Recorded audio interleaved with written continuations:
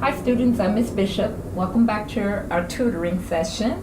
I want to welcome each and every one of you back, and looks like everybody came back from our previous session last week. Okay? All right. Last week we talked about heart failure, and today we're going to go a little bit more into detail about heart failure, and I'm going to explain how to put things together. By the time we finish this session, you guys will be able to explain the pathophysiology of heart failure, list the causes of heart failure, the risk factors of heart failure, contrast the difference between right and left heart failure, and also understand the importance of managing and controlling heart failure. All right, let's review from our previous session, okay? Who remembers what were some of the causes of heart failure? Mike? Correct. Myocarditis. That's correct. Tom? High blood pressure. Very good. Misha? Ischemic heart disease. Right. Valve disorders, arrhythmias, and metabolic disorders. Very good. All right. Last week we talked about two types of risk factors. Who remembers the two types of risk factors we talked about? Misha? Very good, Misha. Modifiable and non-modifiable.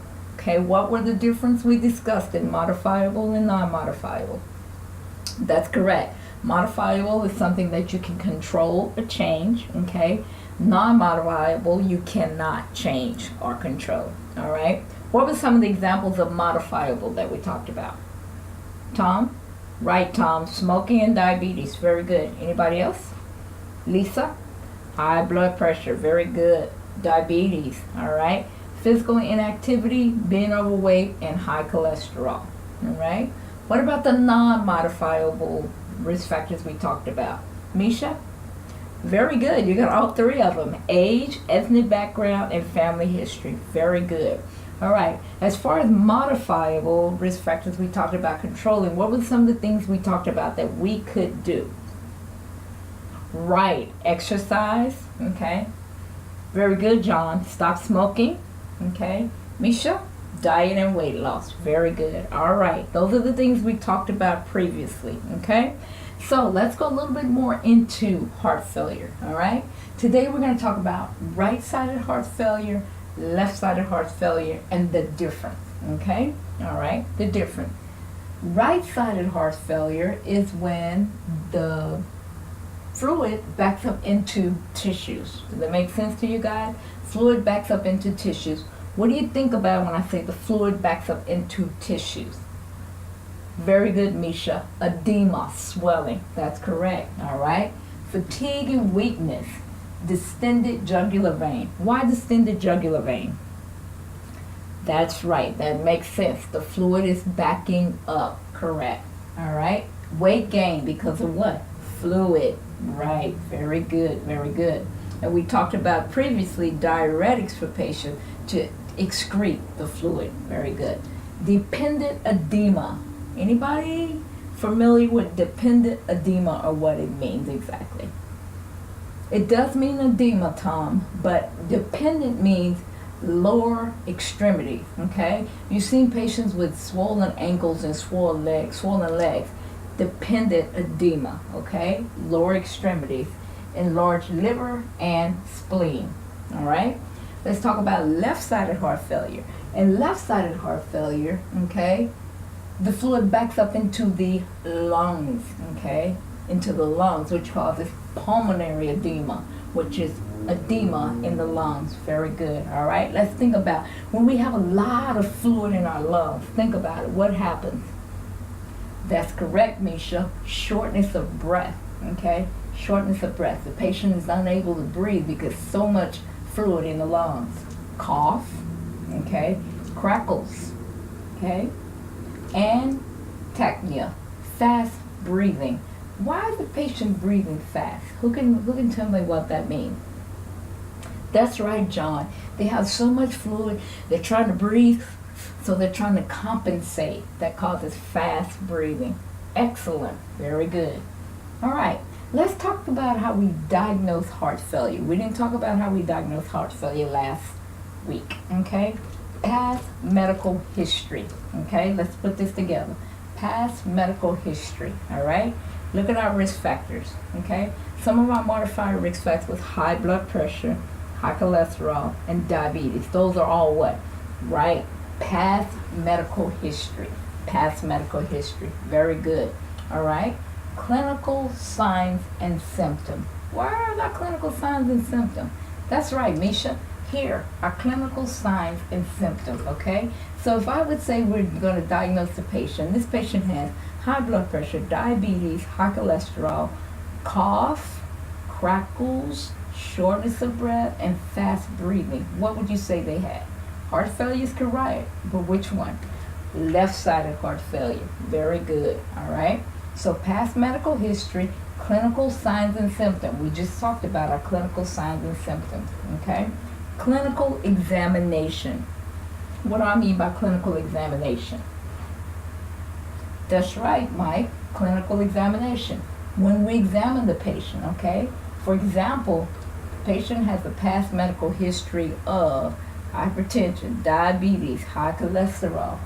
With the clinical signs and symptoms, we're examining them. We hear shortness of breath, cough, crackles. Make sense? Past medical history, clinical signs and symptoms, clinical examination is how we come up with our diagnosis, okay? Another way I sit here, we come up with diagnosis is by cardiac catheterization. Anybody familiar with the cardiac catheterization? No. Okay. I want you guys to go read up on this, and then when we come back next session, we'll talk about this, okay? We'll talk about cardiac catheterization. But it's where the doctor goes through the groin area and they're able to look at the heart to see if the patient has heart failure, how much the patient's heart is working. I want you guys to read up on that and then come back and we'll go into detail with that, okay? All right, so we talked about diagnosing, okay?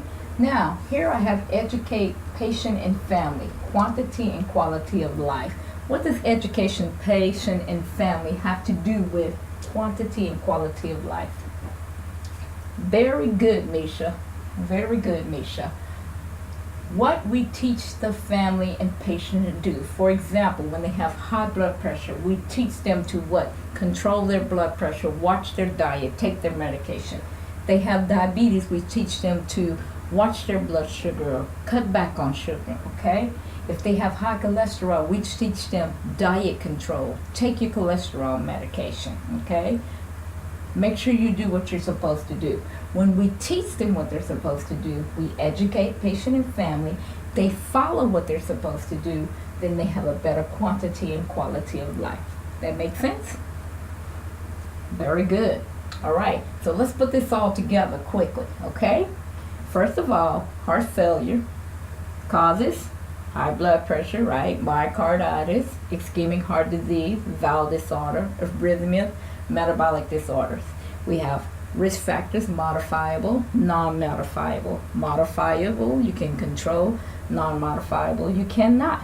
We teach them to manage, educate patient and family on exercise, stop smoking, diet, weight loss, take medication, okay, to control heart failure for better quantity and quality of life, okay?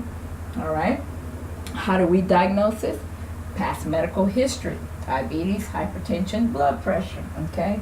Clinical signs and symptoms. Here, whatever we examine and we hear, okay? That's our clinical signs and symptoms of heart failure, okay? Any questions, guys, while we're continuing on? Misha. Yes, Misha. That does make sense. That's a good way to remember. Dependent edema, okay? Swollen ankles and legs, right-sided heart failure, okay? Pulmonary edema, well, the fluid backs up into the lung, left-sided heart failure. Very good, okay? Any other question? Fast breathing, okay? Go over that one more time. Fast breathing, John, because they have shortness of breath, okay? The fluid is all backed up, and what did I say happened? They're trying to compensate. Very good, they're trying to compensate. All right, very good. Any more questions? All right, here's your quiz. You have 10 minutes to finish the quiz, okay? Once you finish the quiz, bring it to my desk, and then I will grade it, and you will get your grades next week.